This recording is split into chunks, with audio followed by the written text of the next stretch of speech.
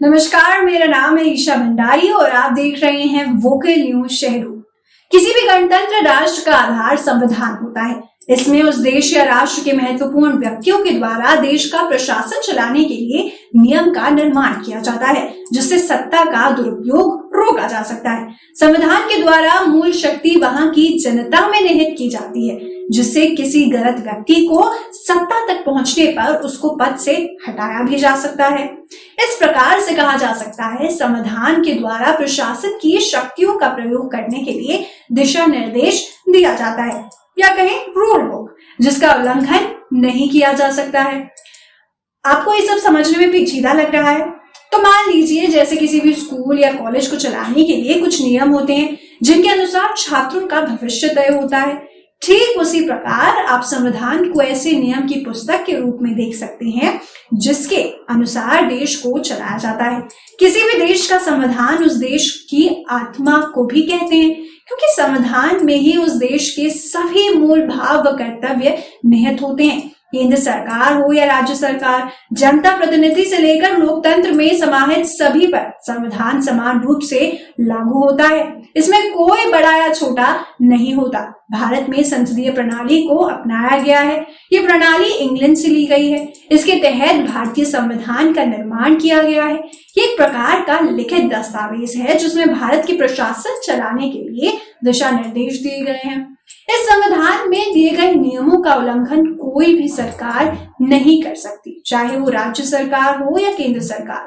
सर्वोच्च न्यायालय की बात करें तो हमने कई बार सर्वोच्च न्यायालय का नाम कई केसेस में सुना है। तो क्या है आखिर सर्वोच्च न्यायालय? तो सर्वोच्च न्यायालय केंद्र सरकार और राज्य सरकार द्वारा बनाए गए कानून की समीक्षा कर सकती है। यदि कोई भी कानून संविधान की मूल भावना और ढांचे के विपरीत पाया जाता है, तो सर्वोच्च न्यायालय उस कानून को निरस्त कर सकती है। इतनी ताकत है सर्वोच्च न्यायालय में। भारत के मूल संविधान में 22 भाग, 395 अनुच्छेद और 8 अनुसूचियां हैं। जी हाँ, यदि हम बात करें इस संविधान में 2/3 भाग भारत शासन अधिनियम 1935 से लिए गए थे। इसके अतिरिक्त भारतीय संविधान में कई अन्य देशों के संविधान से प्रावधानों को लिया गया है। जी हाँ, पहली बात करें इंग्लैंड की, तो इंग्लैंड से संसदीय शासन प्रणाली, एकल नागरिकता व कानून बनाने की प्रक्रिया को लिया गया है। आयरलैंड राष्ट्रपति के निर्वाचक मंडल की व्यवस्था, नीति निर्देशक तत्व, आपातकालीन उपबंध। ऑस्ट्रेलिया की बात करें तो प्रस्तावना की भाषा, संघ और राज्य के संबंध तथा शक्तियों का विभाजन, समवर्ती सूची का प्रावधान। सोवियत रूस की बात करें तो मूल कर्तव्य। जापान की बात करें तो विधि द्वारा स्थापित प्रक्रिया। फ्रांस की बात करें तो गणतंत्रात्मक शासन। कनाडा की बात करें तो संघात्मक शासन व्यवस्था एवं अविशिष्ट शक्तियों का केंद्र के पास होना। दक्षिण अफ्रीका की बात करें तो संविधान संशोधन की प्रक्रिया। जर्मनी की बात करें तो आपातकालीन उपबंध। जी हाँ, संविधान का मतलब उस लिखित दस्तावेज से है, जिसमें दिए गए नियम व निर्देश के आधार पर शासन किया जाता है। इस दस्तावेज में सभी प्रकार के विषयों को शामिल किया जाता है। किसी भी देश के संविधान को लचीला बनाया जाता है। लचीला क्यों बनाया जाता है? क्योंकि उसमें समय के अनुसार प्रक्रिया के अंतर्गत परिवर्तन किया जा सके।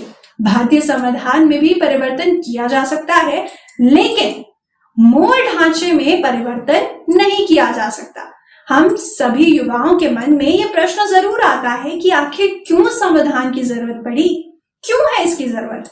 किसी भी देश को सही तरीके से चलाने के लिए संविधान की जरूरत पड़ती ही है।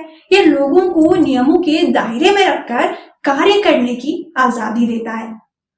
आप स्कूल का ही एग्जाम्पल ले लीजिए। स्कूल में यदि कोई रूल्स रेगुलेशंस नहीं होंगे तो क्या सही से अनुशासन बना रहेगा स्कूल में? आवश्यक सी बात है, नहीं। किसी लोकतांत्रिक देश को कई कारणों से संविधान की जरूरत पड़ती है। पहला कारण उसमें से यह है कि संविधान उन आदर्शों को सूत्रबद्ध करता है, जिनके अनुसार नागरिक अपने देश का निर्माण अपनी इच्छा और सपनों के अनुसार कर सकते हैं। दूसरा, संविधान देश की राजनीतिक व्यवस्था को तय करता है। तीसरा, लोकतांत्रिक देशों में संविधान ऐसे नियम तय करता है जिनके द्वारा राजनेताओं के हाथों सत्ता के दुरुपयोग को रोका जा सके। चौथा, लोकतंत्र में संविधान देश के सभी नागरिकों को समानता का अधिकार देता है। 5वां, लोकतंत्र में संविधान शोषण से नागरिकों की रक्षा करता है। अब छठी की यदि बात करें तो लोकतंत्र में संविधान मानवीय मूल्यों के संरक्षण के रूप में भी कार्य करता है। आप इतिहास के बारे में सोच रहे होंगे कि भारत का संविधान कैसे लागू हुआ, तो संवैधानिक सभा का गठन किया गया जिसमें विभिन्न क्षेत्रों के निर्वाचित प्रतिनिधि शामिल थे। कुछ महत्वपूर्ण सदस्य डॉक्टर बी.आर. अम्बेडकर थे क्योंकि वे मसौदा समिति के अध्यक्ष थे। जवाहरलाल नेहरू थे क्योंकि वे भारत के पहले प्रधानमंत्री थे। बी.एन. राव संवैधानिक सलाहकार के रूप में थे और सरदार वल्लभ भाई पटेल भारत के गृह मंत्री थे। संविधान के अनुकूलन और प्रवर्तन के बीच 2 महीनों की अवधि थी। इन 2 महीनों का उपयोग संविधान के हिंदी से अंग्रेजी में पूर्ण रूप से पढ़ने और अनुवाद के लिए किया गया था। संविधान को अपनाने से पहले 166 दिनों के लिए संवैधानिक सभा की बैठक हुई। अनुकूलन के दौरान 24 जनवरी 1950 को संविधान सभा के सदस्यों द्वारा हिंदी और अंग्रेजी में लिखित प्रतियों पर हस्ताक्षर किए गए थे। 26 जनवरी 1950 तक भारत का संविधान लागू हुआ और उस दिन से यह देश का कानून बन गया।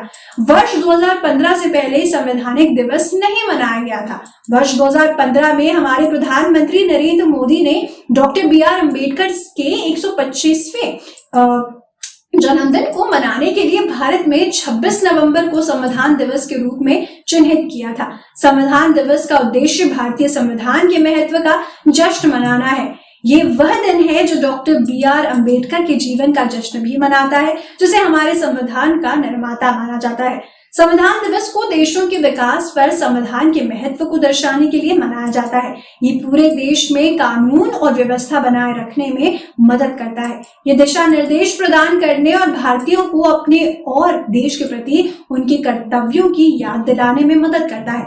अंतिम लेकिन कम से कम आइए हम सभी एक भारतीय बनने की प्रतिज्ञा करते हैं जो हमारे संविधान का पालन करते हैं और हमारे देश को गौरवान्वित करते हैं। धन्यवाद। आज की खबर में बस इतना ही। यदि आप हमें YouTube पर देख रहे हैं तो लाइक, शेयर और सब्सक्राइब जरूर करें और यदि Facebook पर देख रहे हैं तो लाइक और फॉलो जरूर करें। शुक्रिया।